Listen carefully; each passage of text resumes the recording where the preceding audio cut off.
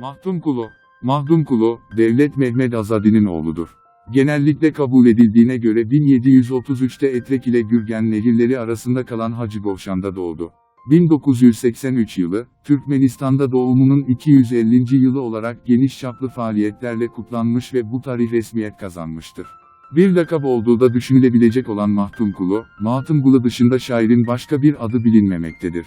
Göklen Uru'nun Gerkes kabilesinden olan Mahdumkulu'nun Garri Molla olarak tanınan babası Devlet Mehmed Azadi de şairdir. Mahdumkulu ilk eğitimine babasının yanında başladı. Keçecilik, başka bir rivayete göre ise kuyumculuk gibi ata mesleklerini de öğrendi.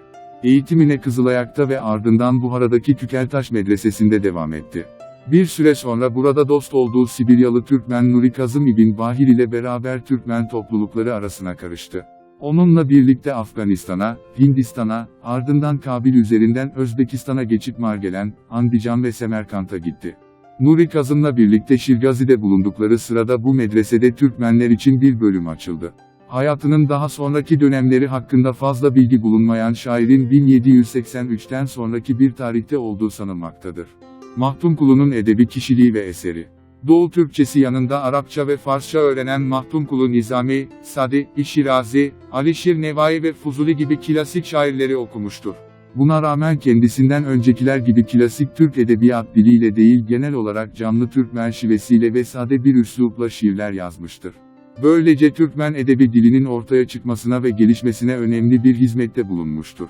Türkmen edebiyatına öncü olması yanında ideal Türkmen tipine örneklik etmesiyle de halkı tarafından sevilip benimsenmiştir. Mahdumkulu, Türkmen kabileleri arasında kanlı çarpışmaların yaşandığı, İran Şahlığı ve Hive Hanlığı'nın Türkmenlerle mücadeleye giriştiği bir dönemde yerinden yurdundan edilen, esir pazarlarında satılan, zenginlikleri yağmalanan halkına yürekten yanmış, şiirlerinde onların dertlerini dile getirmiştir. Türkmen birliğini sağlamak en büyük ideali olmuştur. 18. yüzyıl Türkmen hayatını tasvir ettiği şiirlerine bakılarak devrin sosyal hayatının analizi yapılabilir. Toplumsal huzursuzluğa sebep olan bazı din alimi ve idarecilerden, fakirleri ezen zenginlerden, rüşvet yiyen ketüdalardan şikayet şiirindeki motiflerden bazılarıdır. Ağabeylerinin esir alınarak götürüldükleri yabancı yerlerde ölmesi de onu derinden etkileyen bir olay olarak şiirlerine yansımıştır. Şiirlerinde daha çok Mahdumkulu adını, bazen de Piragi, Firagi, Firakı, mahlasını kullanmıştır. Halk şiir geleneğindeki bade içme motifi onda da görülür. Dini tasavvufi düşüncenin temelini oluşturan dünyanın faniliği en temel temalarındandır. Mahdumkulu'nun nasihat edici şiirleri de az değildir. Kötüye ve zalime karşı savaşı, bağımsızlığa olan tutkuyu dile getiren sesiyle Köroğlu ve Dadaloğlu'nu hatırlatan şair, bir derviş edasıyla halkı irşat etmeye çalışırken de Hoca Ahmed Yesevi tavrını yansıtmaktadır. Hikmetli şiirleri atasözü gibi ezberlenip halk arasında yayılmıştır. Bazı aşk şiirlerinde Türkmen kızlarının güzelliğini, edep ve erkanını, sevginin kutsallığını, kadınların cemiyette tuttukları yeri belirtmiştir. Kendisiyle evlenmesine engel olunduğu için ayrılığının ateşiyle yanıp tutuştuğu sevgilisinden benli, menli, mengli olarak söz eder.